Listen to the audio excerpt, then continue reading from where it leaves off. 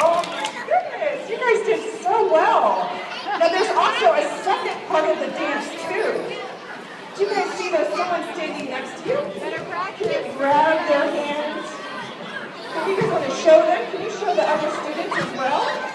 So we're going to twirl in a circle. We're going to twirl in a circle.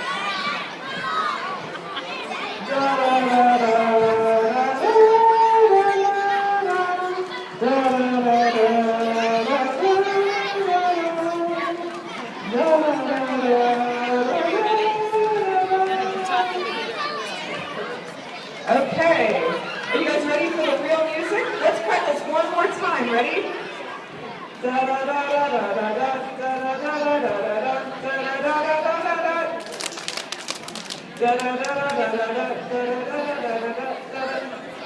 guys did so well. I think we are ready for the music. Okay, you guys ready?